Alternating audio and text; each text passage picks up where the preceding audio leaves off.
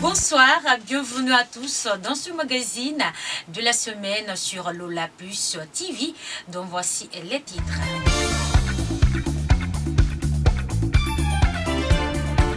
La tension monte en flèche au tribunal criminel de Dixine, siégeant dans le cadre de la tragédie du 28 septembre 2009 entre certains avocats de la défense et la cour. Les échauffourées ont été signalées la semaine dernière entre ces hommes de droit. Les échos à suivre dans ce condensé de la semaine. La Guinée a célébré en différé ce mercredi à Conakry la semaine nationale des personnes handicapées sous le thème « Vaincre son handicap et devenir acteur de développement ». C'est une occasion mise à profit pour interpeller les dirigeants à l'amélioration des conditions de vie des personnes en situation de handicap. Le président de l'UGDD sera là avec nous. Pépé Francis Rabat parlera de la non-participation de sa coalition au dialogue inter-guinéen. C'est tout pour les titres. Une fois encore, bonsoir et ravi d'être avec vous. Le procès des événements du 28 septembre 2009 à Conakry. Durant plus de mois, l'organisation de ce procès qui a débuté à la cour d'appel de Conakry enregistre parfois des échauffourées entre certains avocats de la défense et les magistrats du tribunal, comme vous remarquez dans ce commentaire de Yves Claver-Collier. Depuis le 28 septembre 2022, le procès des événements du 28 septembre 2009 au stade de Conakry a démarré avec la participation des avocats guinéens et étrangers, les médias nationaux et internationaux devant les magistrats du tribunal criminel de Dixine délocalisé à la cour d'appel de Conakry. Au fur et à mesure que ce procès évolue avec les débats contradictoires entre les avocats de la partie civile et de la défense des accusés, des tensions et incidents se font remarquer dans le processus de ce procès. Comme illustration de tensions et incidents, certains avocats de la défense de l'ex-président de la transition au moment des faits, le capitaine Moussa Dadis Camara, se discute chaudement avec les magistrats du tribunal sur les articles du même livre de droit pénal en matière criminelle.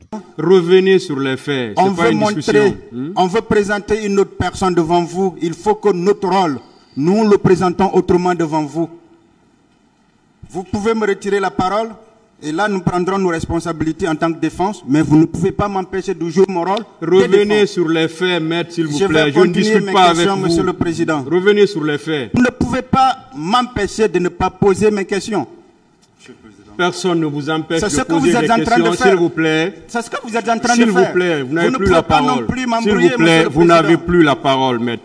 Ça ne va pas. L'article 400 ne vous permet pas d'aller contre les droits de la défense. Vous n'avez pas la parole, maître.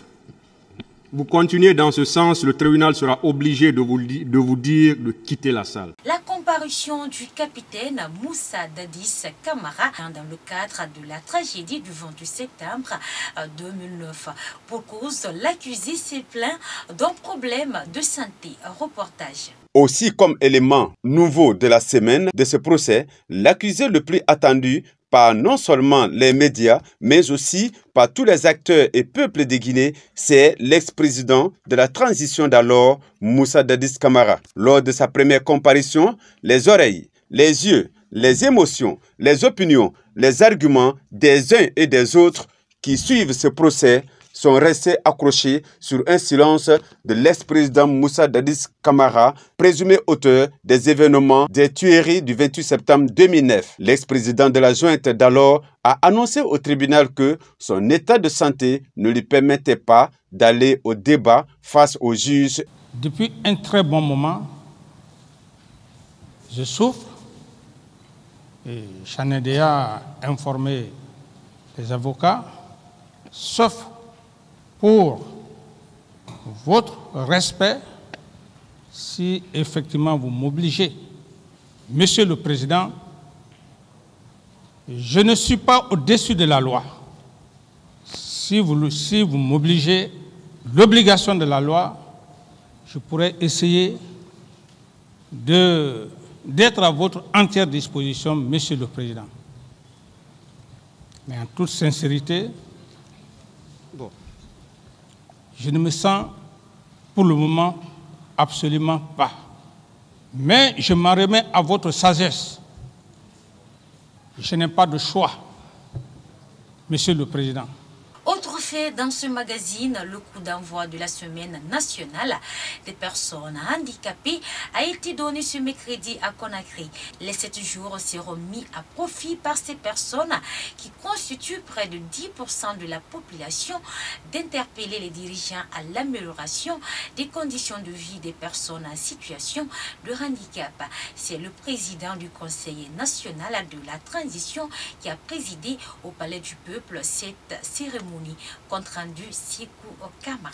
3 jours seulement après la célébration de la journée nationale des personnes vivant avec le handicap, la Guinée affûte ses armes. Dans cette optique, qu'elle a lancé ce mercredi les activités de la semaine dédiée à cette cause. En Guinée, cette journée est célébrée sous le thème « Vaincre son handicap et devenir acteur de développement ». Au cours de la rencontre, plusieurs plaidoyers sont faits par les personnes démunies, une couche vulnérable très souvent laissée pour compte par la mise en œuvre des politiques de développement des différents régimes en Guinée. Émile Goumou, malvoyant et élève au centre Sogué.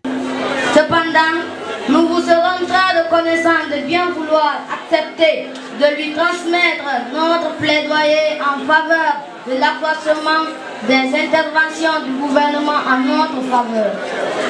Nous sollicitons particulièrement les mesures spécifiques suivantes. 1. Assister les familles d'enfants handicapés dans l'accès aux services d'éducation et de santé. 2. Inscrire l'accessibilité des personnes handicapées aux édifices publics parmi les normes de construction et d'habitat. 3. Couper à jamais la chaîne d'exploitation des enfants aux fins de mendicité ou de tout prétendu soutien des ménages. 4. Offrir des conditions d'inclusion scolaire aux enfants admis à l'examen du certificat d'études primaires dans les écoles de sourds et de non-voyants. À l'occasion de cette fête, la ministre de l'Action sociale et des personnes vulnérables a rappelé tout d'abord les efforts consentis par les nouvelles autorités dans le cadre de l'amélioration de la situation des personnes démunies. Pour Acha Nanette Conté, plusieurs autres actions sont programmées dans les projets de son ministère pour l'année 2023. Et pour nos compatriotes porteurs de handicap, des actions probantes méritent d'être relayées.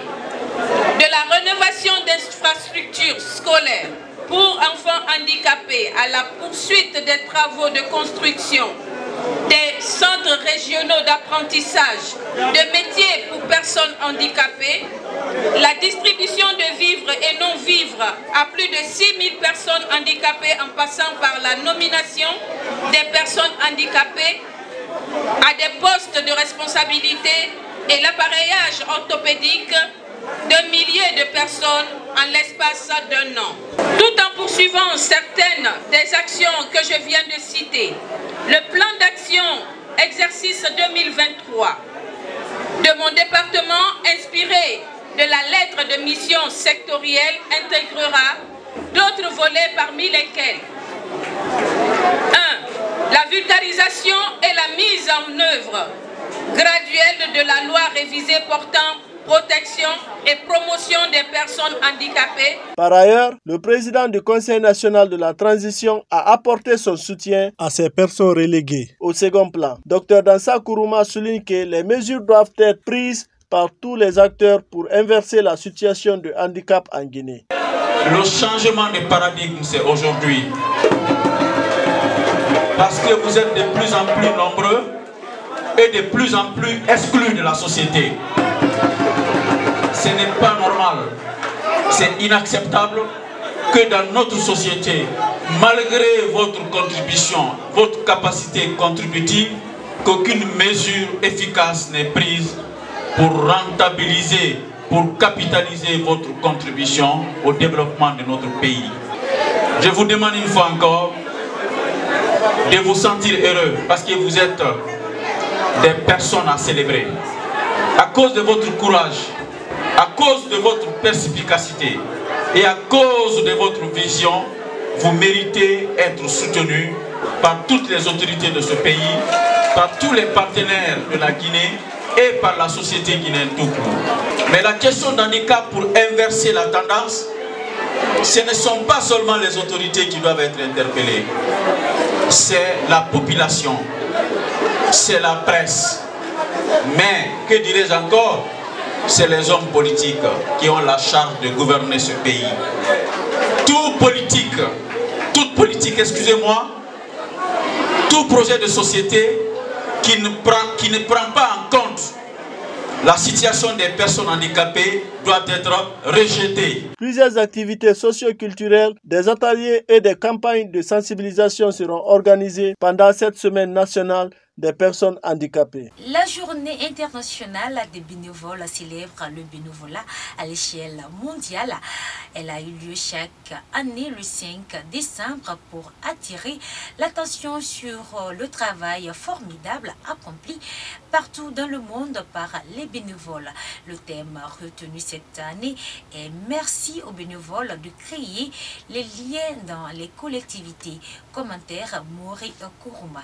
C'est en 1985 que l'ONU a décidé de créer cette journée afin de promouvoir les actions et le potentiel des bénévoles dans le développement économique et social au niveau local, national et international. Cet événement fournit l'opportunité de mettre en lumière les réalisations des millions de bénévoles dans leurs associations et d'encourager davantage des personnes à s'engager dans des activités de bénévolat. Selon nos informations, être bénévole, c'est consacrer son temps libre en mettant au service des autres son énergie et ses compétences. Les bénévoles sont à l'avant-garde du changement social dans le monde. Cette journée est l'occasion offerte aux organisations et aux bénévoles de promouvoir leur contribution au développement, que ce soit au niveau local, national ou international. Comme l'indique la récente étude La France associative en mouvement, près d'un Français sur 4 donne du temps gratuitement à une association, ce qui représente environ 12,5 millions